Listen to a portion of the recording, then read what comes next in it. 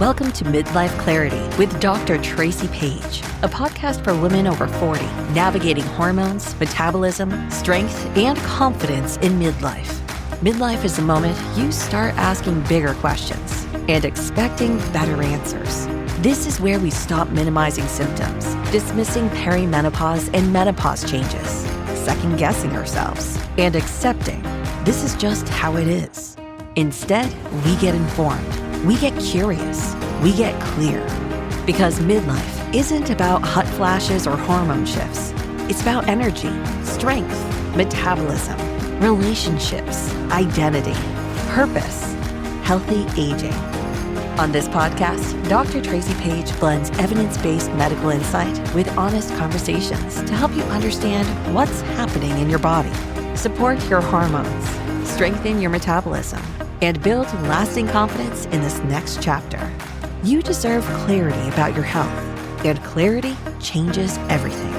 Here's Dr. Tracy Page. Hi, welcome to the podcast. I'm really glad you're here. And for those of you who don't know me, I'm Dr. Tracy Page. I'm a functional medicine physician, and I'm passionate about helping women expand their education and knowledge and really understanding how to age well. Today's topic is just about that. We're going to talk about how to feel stronger at 60 than you did at 35, strength, hormones, and healthy aging. Today is a pretty personal episode because it took me a long time to be able to say this out loud, but I'm turning 60 this year. Actually, in the month of March, I turned 60, and I don't identify with it. So for the longest time, I wasn't embracing my age. I felt like, I don't feel it. I hopefully don't look it. Like, this doesn't feel right. But then someone said something to me that really resonated. They said, aging is a privilege. And that really stuck with me. And I started trying to think about aging differently. And so I decided the title of this podcast was How to Feel Stronger at 60 Than You Did at 35. Because when I think about my life, I actually do feel better. I honestly look better. And I'm healthier at 60 than I was at even 35. So I want to tell you how you can age, like how you can age with vitality, grace, and create longevity. I mean, honestly, I feel like 60 is the new 40 without sounding too cliche. But I do feel better in my body. I take care of myself differently. And I just want to share that with you and what you can do and what you can watch for and what habits and things that you can put in place that you too will be saying at 60, I feel like I'm just like 35. And I say that every day to my patients. And, aging is a privilege, and I'm grateful to be able to start this podcast. I'm grateful to do the work that I do. I feel a tremendous purpose. And I want to empower all women to feel that way, if it's right for you. And I want to empower you to know that getting older is a privilege, and it's something that we can, actually control and improve. And we don't have to, look our age. We don't have to feel our age. We don't have to fight our biology. There is a strategy to aging, and I want to teach that to you. But first, I want to tell you a couple things. There's a big myth we should retire, and that feeling older isn't inevitable, because some of us are going to feel older. But oftentimes feeling older is because we've lost sleep, or our hormones are imbalanced, or we lost muscle, so we don't look like how we look. Like, it is inevitable to grow older, but you don't have to age. And that's the part I want to teach you tonight or today. I happen to be recording this at nighttime, is because things that we do or don't do can change how we age. And one of those is actually women can lose up to 8% of their muscle per decade after the age of 40, unless they're strength training. And you're going to see some fillers throughout all my podcasts that I think all women need to be doing because they are foundational to longevity. And muscle is the organ of longevity. And women start to lose it rapidly after age 40, and gravity is not our friend.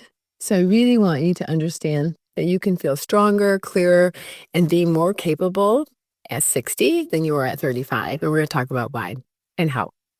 And it's not because my aging stopped. I'm still aging, but because I learned how to work with my biology instead of fight it. I learned strategy and how to maintain vitality and cognitive function, and all the good things that make aging wonderful. So it's not something, like I said, that simply happens to you. It's something that you can influence and quite profoundly. And so I want to teach you that in this podcast. Okay.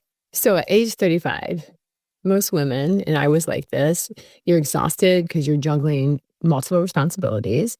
And this could be at age 35, 45, whatever age that you think back to where you kind of felt your best or you thought you felt your best. You're usually underfueled, you're sleep deprived, you're overstressed, you exercise inefficiently. I remember when I was 35, I was so into cardio, aerobics. And for long times, like hours upon hours. It was crazy. And also too, at that age, sometimes you're putting yourself last, but not last always in what you choose to do, but what's truly a priority, if you know what I mean. Like we don't prioritize the right things, which puts us last.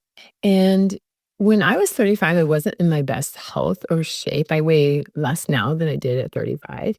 My skin didn't look as good. I didn't feel as good. I didn't have as much energy. My brain wasn't as sharp. I had just finished. It's funny because I didn't go to med school till I was 30. So I went to med school at 30. I was what I consider a little bit of a late bloomer. I stayed an extra year and did a master's in cell and molecular biology. So I kind of got out late. And I was right around 35. And I remember it was just starting a surgical internship. I didn't have the kind of confidence that I have now. I didn't have the wisdom and experience that I have now. But I thought I was like, strong and I could do anything and just throw it at me. And I worked really hard. I don't know that I worked really smart. And that's something that's definitely has changed for me over the years. And the thing I didn't understand was one, how to work smart. I just knew how to work hard. I had always exercised, so I'd always put that as a priority in my life, but maybe not efficiently. I didn't always prioritize the right things. So a lot of times I might have prioritized studying or working or decompressing with not the healthiest things like TV. I didn't prioritize the right things during that time that were going to fuel me and make me feel my best. Even though I was in med school and just finishing and learning all about medicine, I don't think I understood the application of medicine the way I do now and how we can really affect our longevity. And I did change over the years. I created more intentional health practices. I changed my trajectory, especially so much so. So my first job out of training, I did interventional spine and some sports and had like a bumps and bruises clinic and, covered high school sports. And I still at that time didn't really know what I know now about the priority of sleep and recovery and efficient exercise, compound movements. Like, I was just starting to learn, and I remember even back at that age, like, I used to not giggle, but almost smirk a little bit, I hate to say that, about people who were doing yoga, like, who has time to lay on the floor? Like, if you have that much time, you have too much time in your hands. And I remember later in my life, I got certified in yoga, actually, and the people who say comments like that are probably the ones who need to be on the floor more than anybody, including myself. Like, yoga taught me how to get in touch with my body and my brain and how to decompress and soothe my parasympathetic system and downregulate my sympathetic system. So at 35, I definitely didn't know and have the things that I have now that have really helped me understand what aging looks like. And also aging well is not luck. It's cumulative investment is how I think about it. So just like a savings account, if you don't start putting stuff in, and I've used this example to my ladies about their adrenal health, like if you have, been nurturing your adrenals, taking care of yourself, doing restorative things, and kind of protecting your adrenals, that's kind of protecting your 401k. So when your ovaries stop working, you have your adrenals as your backup to help produce hormones. But most of us don't invest in all those things like taking care of ourselves, restorative sleep, prioritizing our health and wellness, eating well. And so what happens is you get to this age and all of a sudden we're like, okay, I don't have a backup plan. And my 401k, quote, my healthy habits are empty. And now I have to fix everything. I find that women in midlife come to me and it's like we have to do a complete reboot to help them improve because they haven't been able to invest in themselves. So I want to say that I kind of learned, and I would say it was really in my 40s that I really, so this is really important because most of the women who are listening to this are going to be 40 and above. And so I want to say that you're not too far gone. And when I say 40s is really, I really learned to start investing into my long-term health. And so just remember, it's not luck, it's cumulative investment that you're going to have to make. So why do I keep preaching about muscle? Because this really is one of the key things that helps you age well. Beginning your 30s and really accelerating in your 40s, women lose muscle mass, and we call it sarcopenia, where we see a loss of muscle. And I've struggled in this area, and I still think I struggle in this area. I still have to really work on putting on muscle. But muscle regulates our metabolic rate. It controls our blood sugar. It's our bone health, so we don't get osteopenia or osteoporosis. It's our functional strength. So you've heard that saying, I've fallen, I can't get up. Well, a lot of times it's because you don't have muscle to pull yourself up. It is also your immune function. So how do you protect your immune function? Because muscle will lower metabolism. It prevents fat storage. It helps with your energy levels. And it helps overall your immune system because we need muscle. It's like an endocrine organ, and it helps us stay healthy. It produces myokines, and myokines affect our health and well-being. So when you have less muscle, you have a lower metabolism, you have higher fat storage, you have reduced energy, and you're more susceptible to immune problems. So it's just so important. Muscle really is the key to metabolic efficiency and to health and well-being and longevity. The other thing I mentioned, which I too have not mastered, especially after starting with them, I think I mastered this before I started my business, but then the demands of the business have kind of taken a toll on my sleep. But sleep is my foundation. I mentioned that in another podcast, and it still is. And so I do prioritize it. And I don't know if you really realize the consequences of poor sleep, because sleep disruption changes are hormonally driven. So as we start to change during this part of our life, our hormones affect our sleep because they affect our ability to go into and get deep sleep. So the consequences that you're going to experience if you're not going to invest in your sleep are elevated cortisol. And cortisol is our stress hormone. And when it goes up, it depletes our progesterone. And therefore, our sleep, it worsens even more. But we also see increased insulin resistance, and we see weight gain. We see belly fat, we see facial fat, we see swelling, fluid retention. So cortisol is huge and is affected by sleep. But I can tell you personally, when I work late into midnight and beyond, and I have to get up at 5 or 6 o'clock in the morning, I am puffy. My legs are swollen. I definitely retain more fluid because of that cortisol, and therefore I feel achy. So it definitely makes a difference in how we show up every day. Like I said, no sleep causes insulin resistance because of elevated cortisol. And, when my patients ask me, like, what's the one thing I could do to lose weight during this time in midlife? I always say the one thing I could tell you that costs you nothing is to sleep more. Because the more you sleep, the more cortisol goes down, but easier it is for you to regulate your weight and to lose weight.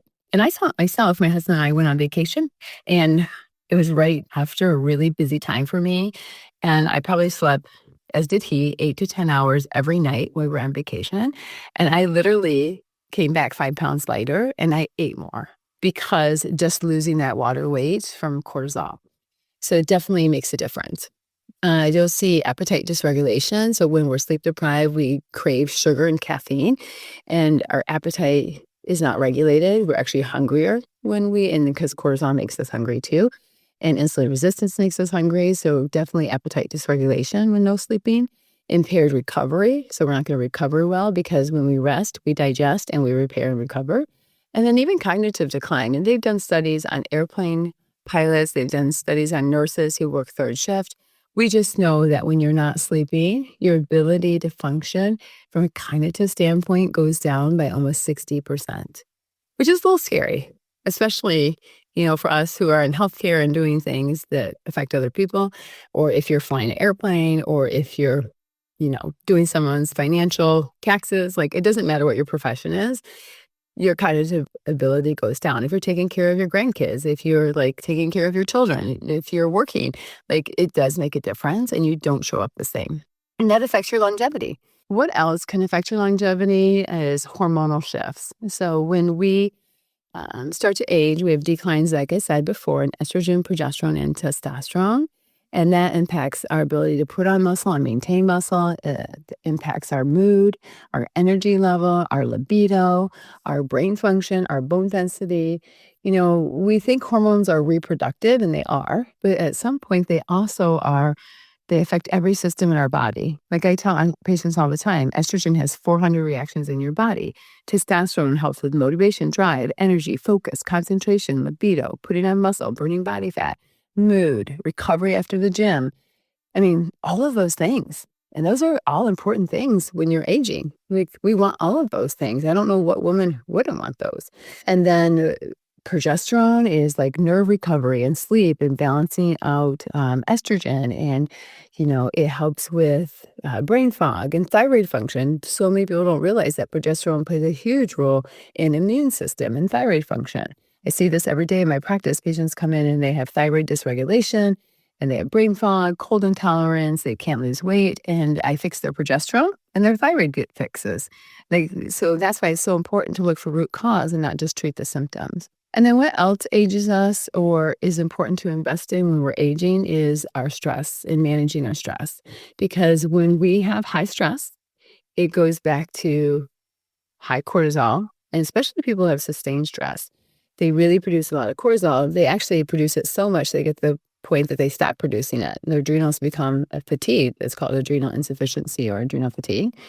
But then they'll have muscle breakdown, fat storage, inflammation, again, sleep disruption, and foggy brain fog. So you're starting to see a theme here, right? And so there's 4 pillars: stress load, hormonal shifts, or managing or maintaining hormonal balance, sleep disruption, muscle loss. Like, these are foundational things that cause aging. And these are all things that you can invest in and improve so that you too feel like you're 35 at 60, or feel like you're 20 at 40, or feel like you're, 15 at 30. I don't know, but you get the point, right? So let's talk about how these pillars can really help you feel younger and how you need to invest in them. So I've talked about in many of my podcasts already about strength training and how it can reverse many of the aging processes. Science shows us the benefits of strength training include muscle mass, improved insulin sensitivity, enhanced bone density, reducing fall risk, boosting our mitochondrial function. And mitochondria think of those as the engines in all of our cells. So every single cell has a mitochondria where energy takes place. And also, strength training improves our mood and our cognitive function. And none of that is aesthetics. Like, we haven't even talked about what happens with strength training aesthetics. I mean, it's even more fabulous, right? Because we have less saggy skin. So I'm trying to show you, muscle is not just cosmetic, it's protective. And even modest strength training, like 2 to 3 times per week for 20 minutes, can really show measurable benefits. And if you're not someone who's done strength training, reach out to me at info@Wisconsin Functional Med, and I'll show you some YouTube sites that are great for strength training. I always tell patients, just start with 15 or 20 minutes once a week. And then once you've mastered that, then add in a second day. And once you've mastered that, add in a third day.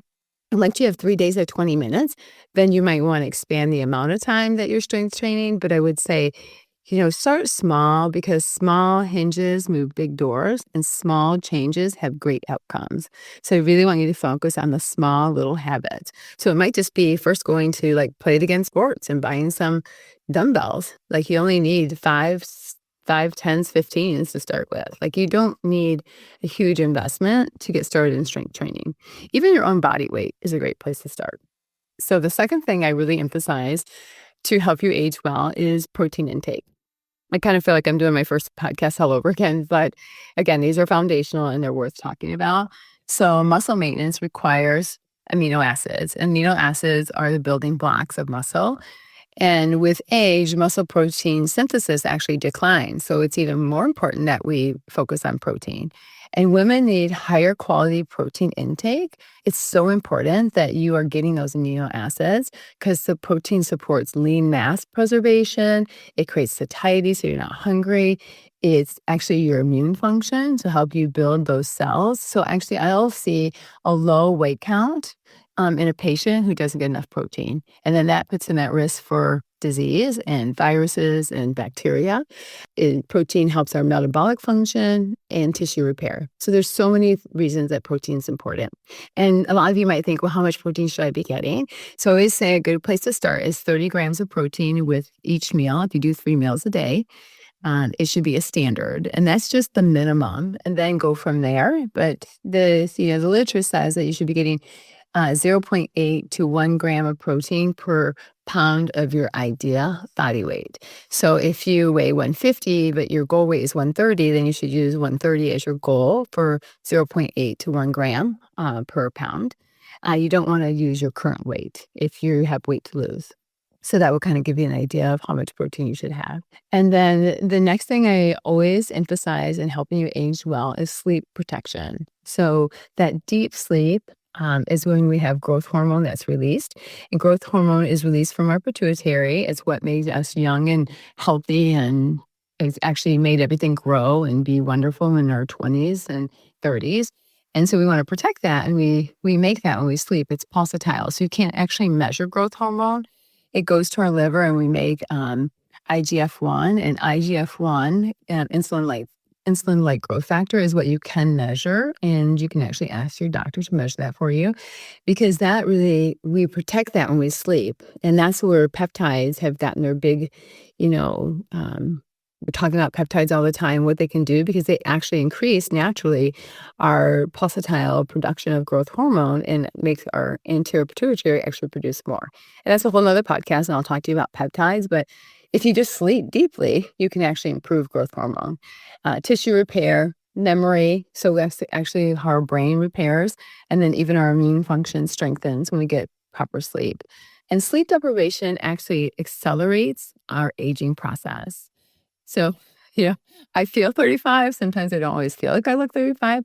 And part of that is sometimes I don't always get to prioritize sleep. So I'm a work in progress, just like the rest of you. And this is one area this year that I'm really working on, is connection that I talked about in my previous podcast, and then also sleep and prioritizing that, and just prioritizing myself on a list of taking care of myself. Because, I love, like I said, I feel very purposeful and I love what I do. And you may feel the same way about your work, but we still have to take care of ourselves so that we can take care of others. And we still have to take care of ourselves so that we can show up for others and that we can do our work in the world. And so, you can't do a lot if you're not taking care of yourself. Okay, what else do I really emphasize to help my patients age well? And that's hormone optimization. And again, this is not medical advice, and this is when appropriate, so you should have labs checked. But I do know hormones improve sleep. They reduce hot flashes, which improve sleep. They create mood stability, which makes us show up differently. They enhance our muscle preservation, and they protect our bone. And individual care is super essential in this area, because benefits and risk always have to be discussed. And there, I believe, are more benefits than risk if it's done right. So there has been so much unnecessary scare about hormone replacement, but every woman almost is eligible for bioidentical hormone replacement if it's done right, and can make a world of difference. Many of my patients ask me, like, well, how long should I be on hormones? And I always tell them, like, if you're asking me how long I'm going to be on hormones, because they have asked, I'm going to be on them probably till I go to my grave, like, unless, there's a reason not, because I feel amazing. And part of the reason I think I feel like I'm 35 is because I have my hormones, and they have made me and helped me age well. And what I see in my practice, when people lose their hormones, disease certainly happens. I see it all the time. So I would say definitely get your hormones checked and find a great provider. If you don't know one in your area, reach out to me. We do telehealth, and so we'd love to help take care of you, because I believe hormones are foundational as well. Okay, so what else I want to share with you about aging is the psychological shift. And I want to empower you, because I think what happens as we age, we have less external pressure. We have less need to meet everyone else's expectations. I know that's happened for me. I really, everyone has an opinion. I don't need to hear it. So I think it's important as we age, we kind of shift out of that people-pleasing mode. And part of aging well is to really honor what's right for ourselves. We have definitely more intentional living. I know that my decisions are very value-driven rather than reactive and going with the flow. And I think the more you can do that, the better you age because you live authentically. I definitely protect my time. But like I said earlier, connection is important, so I make time for that and other people, but I do protect my time, my energy, and really your health has to be a priority for you to age well. So you have to put yourself on the calendar because it's like I said, aging isn't luck. It's actually just what you invest in yourself is cumulative. And I think also too with aging, we get this sense of confidence and it accumulates over decades. Like I know my competence has accumulated over decades of self-trust. And, I've had my share of young ones that have worked for me and taken care of young people, and they want confidence, but confidence comes with experience, and experience happens over time. But I would say take in midlife, you should have built up that confidence because you've built self-trust, you've experienced a lot of different things. And so I think many women discover in midlife for the first time that they truly live for themselves. And I see this a lot. I have my fair share of patients who have gone through divorce during this time and really have just started living for themselves. And I'm not advocating for divorce in any way, but I am advocating for you to get in touch with what's important to you and to live an authentic life, a purpose-driven life, and a life where you put yourself on the list and take care of yourself because you will age better because of that. Okay, so the other thing I wanted to talk about is reframing aging and how you think of it, because I've had to reframe it for myself too. Aging is not really a linear decline, it's more of a recalibration, I think of towards resilience. So you're not chasing youth, you're not chasing anything actually, but it's strength, it's living into your own. So I think of it as like physical strength plus emotional intelligence plus life experience. So physical strength plus emotional intelligence plus life experience is a very powerful combination and a way for you to age well. It's not about looking younger, it's about functioning better. And I think having those things, physical strength, emotional intelligence, and life experience helps you function better in the world. And it's so important because if you could just feel 20% stronger, clearer, and calmer this year, that would truly change your life and would put you on the trajectory of aging well. So kind of visualize yourself with having more energy, less pain, better mood, greater confidence, increased independence. Like those are all the things that help you move towards aging well. And there's not a special recipe. Like these are foundational things and these are small things that make huge, huge changes in how we age. And they're available to all of us. So if you're feeling fatigued or weak, or you're feeling like decline is inevitable and this is what quote part of aging, I'm here to challenge you that it's not, that you can feel better than you did at 35. Granted that you felt great at 35, but you can feel better than that. Your body has huge capacity for adaptation at every age. And it's remarkable about how you can change your body to feel better and younger. So small, consistent investments in strength and nutrition and sleep and stress management, along with some medical guidance from someone like myself, it can really dramatically change how you experience the next decade ahead, the next several decades. My patients come in to me at late 40s, 50s, and I'm like, my goal is to help you have the next 50 years and feel amazing and feel vitality and strength and wellness. I have some favorite couples in my practice. And, I have a couple who they told me that I gave them back their sex life. Like they feel like young kids again. I had two couples that told me that. I have a couple who told me that they put all their pictures on their Google Drive and they go across their TV and they told me they don't even recognize themselves anymore. Like they're totally different people because they put their health and well-being ahead of, other priorities and they enjoy being healthy together. So I do know this is possible for everyone at every age, no matter where you are in your stage of life. And so you're never too late to start investing in your health and your longevity. I hope that, you walk away from this episode knowing that you too can be 60 and feel like 35, or be 40 and feel like 20, or be 50 and feel like 25 or 30. Like you do not have to be your age, and aging is a privilege and very grateful for my age. very grateful for aging with health and vitality and wellness and having my faculties and being able to share this information with you and letting you know that this is available to you too. And I want that for all my patients and for all my listeners.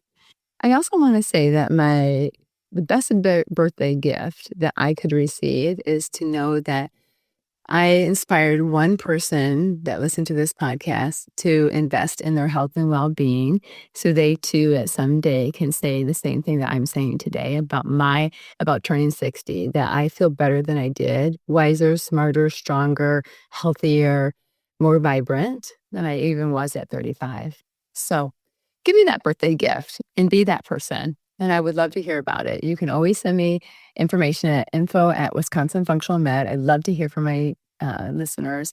I wanted to say my patients. I love to hear from my patients too, but I'd love to hear from my listeners and how you're making changes to live younger. All right. Take care. Until next time. Thanks for joining us today on Midlife Clarity with Dr. Tracy Page. Be sure to subscribe so you don't miss future episodes where we continue to break down the science, the myths, and the mindset shifts around hormones, perimenopause, menopause, metabolism, and the strength for women over 40, so you can feel like yourself again, maybe even better than before. If something in today's conversation resonated with you, share it with a friend who needs to hear it. Midlife health becomes easier when we stop whispering about hormone changes and start having informed, honest conversations. Before we go, a quick reminder. The information shared on this podcast is for educational purposes only and is not intended as medical advice. It does not replace a consultation with your own physician or qualified healthcare provider. Always seek professional medical guidance regarding your personal health concerns. Until next time, stay curious, stay informed, and remember, clarity changes everything.